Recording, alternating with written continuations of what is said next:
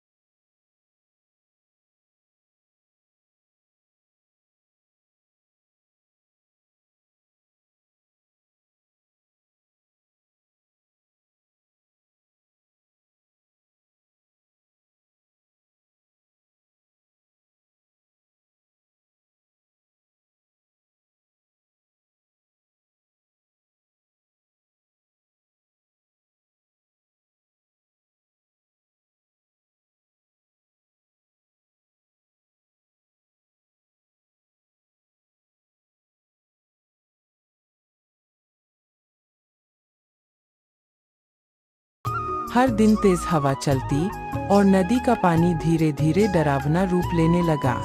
सीमा पहले की तरह सुबह उठी, लेकिन उस दिन उसका दिल अजीब सा घबराया हुआ था। आज कुछ अच्छा नहीं लग रहा, पता नहीं क्या होगा आज। फिर भी वह अपने पुराने फटे जाल को लेकर नदी की तरफ चल पड़ी। रास्ता कीचड़ से भरा था, उसके पैर बार बार फिसल रहे थे, लेकिन वह रुकी नहीं। नदी के पास पहुंचते ही उसने देखा, आज तो पानी बहुत तेजी से बह रहा था और लहरें पहले से कहीं ज्यादा ऊंची है। सीमा ने डरते हुए जाल पानी में डाला। कुछ देर इंतजार किया, फिर खींचा, लेकिन जाल खाली था। उसने फिर कोशिश की, 1 बार, 2 बार, 5 बार, हर बार वही नतीजा, खाली जाल। धीरे धीरे उसका शरीर थकने लगा, हाथ कांपने लगे, पेट में भूख की जलन और तेज हो गई। अचानक एक तेज लहर आई और उसका जाल पानी में उलझ गया। सीमा घबरा गई। अरे नहीं, ये ही तो मेरा सहारा है, अब मैं क्या करूं?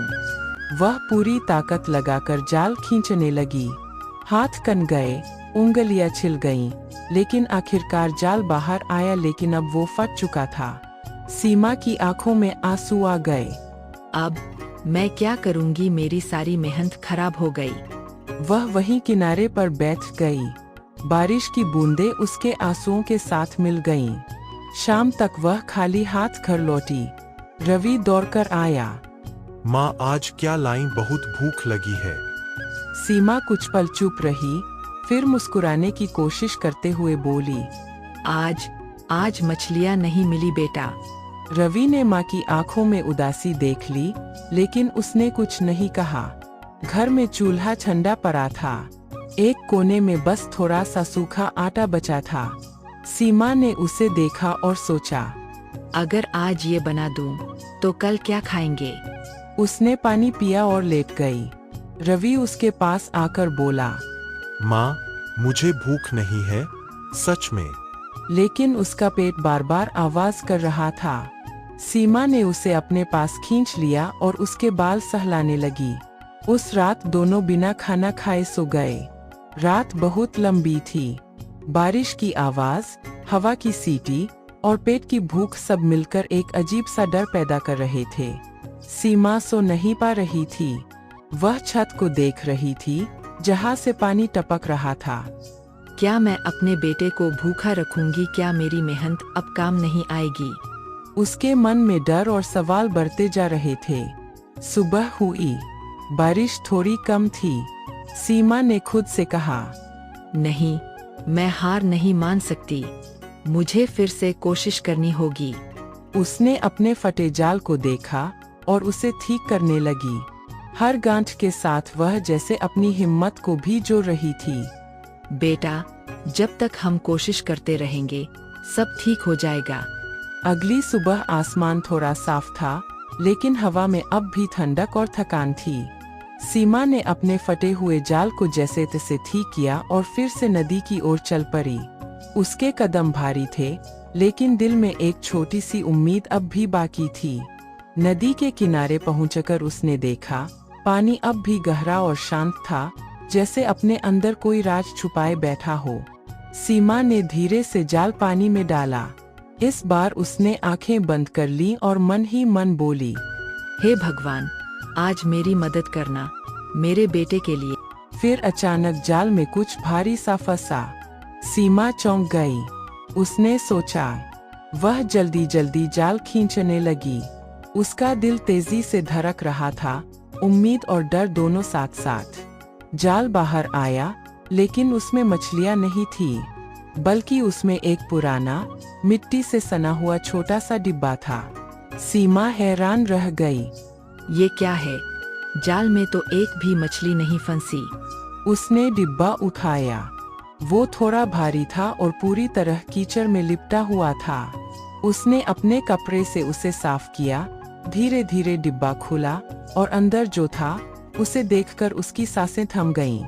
सूरज की हल्की किरण जैसे ही उस पर पड़ी, वो और भी चमकने लगा। सीमा की आंखें फैल गईं। उसके मन में अचानक ढेर सारे ख्याल आने लगे। अगर मैं इसे बेच दूं, तो मैं नया जाल खरीद सकती हूँ, रवि के लिए अच्छे कपड़े और शायद एक पक्का घर भी। उसके होठों पर हल्की सी मुस्कान आ गई। लेकिन तभी उसके दिल में एक आवाज गूंजी, सीमा, ये तुम्हारा नहीं है। वो रुक गई। उसने करे को ध्यान से देखा। उस पर कुछ नक्काशी बनी थी, जैसे किसी अमीर घर की चीज हो। अब उसके अंदर दो आवाजें लड़ रही थी। पहली आवाज कह रही थी, तुमने इसे मेहनत से पाया है, ये तुम्हारा हक है। दूसरी आवाज धीरे से बोली, लेकिन ये किसी और का खोया हुआ सामान है। सीमा की आंखों के सामने रवि का चेहरा आ गया। उसकी भूख, उसकी मासूमियत, फिर उसे अपने पति की बात याद आई। सीमा, चाहे कितना भी कठिन समय हो, हमेशा सही रास्ता चुनना। उसकी आंखों में आंसू आ गए। सीमा ने करे को कसकर पकड़ा। कुछ पल के लिए उसने आंखें बंद की, फिर धीरे से बोली, नहीं, मैं गलत रास्ता नहीं चुनूंगी। उसने डिब्बा बंद किया और उठ खड़ी हुई। उसके कदम अब पहले से हल्के थे, जैसे उसने कोई बड़ा बोझ उतार दिया हो। सीमा गांव की गलियों में घूमने लगी। क्या किसी का सोने का कड़ा खो गया है? हर दरवाजे पर पूछती। कुछ लोग उसे शक की नजर से देखते, कुछ हंसते, कुछ अनदेखा कर देते। लेकिन सीमा ने हार नहीं मानी। आखिरकार एक बड़े घर के बाहर एक औरत रोती हुई मिली। उसके हाथ खाली थे और आंखों में चिंता साफ दिख रही थी। सीमा ने धीरे से पूछा, क्या आपका कोई सोने का कड़ा खो गया है? औरत ने तुरंत सिर उठाया। उसकी आंखों में उम्मीद चमक उठी। हाँ, वो मेरा ही है। कहाँ मिला तुम्हें? महिला ने थोड़ी देर सोचा, फिर उसके चेहरे पर एक आइडिया आया। अगर मैं तुम्हें शहर के बाजार में मछली बेचने का मौका दूं तो? शहर में? लेकिन मैं वहाँ कैसे? तुम चिंता मत करो, मैं तुम्हें एक जगह दिलवाऊंगी जहाँ तुम अपनी मछलियाँ बेच सको। सीमा पहली बार शहर के बड़े बाजार में खड़ी थी। चारों तरफ भीड़ थी, आवाजें थीं, लोग थे। सब कुछ उसके लिए नया और थोड़ा डरावना था। उसके पास अब एक नया जाल था और बेचने के लिए ताजी मछलियाँ।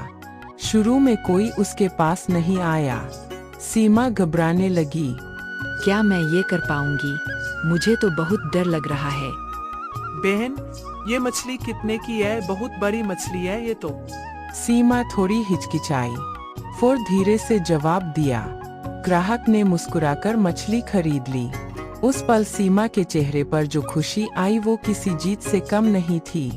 दिन बीतने लगे। हर दिन सीमा थोड़ा थोड़ा सीखती गई, कैसे ग्राहकों से बात करनी है, कैसे सही दाम लगाना है, कैसे ताजी मछलियाँ लानी है।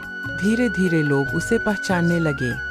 अरे वही ईमानदार मछली वाली जो बहुत अच्छी और ताजी मछली बेचती है। लोग आपस में बात करते। उसकी सच्चाई अब उसकी पहचान बन चुकी थी। कुछ महीनों बाद सीमा की जिंदगी बदलने लगी। उसने अपने छोटे से घर की मरम्मत करवाई। अब छत से पानी नहीं टपकता था। रवि अब रोज पेट भर खाना खाता था। उसके चेहरे पर फिर से मुस्कान आ गई थी। और सबसे बड़ी बात, सीमा ने रवि को स्कूल भेजना शुरू कर दिया।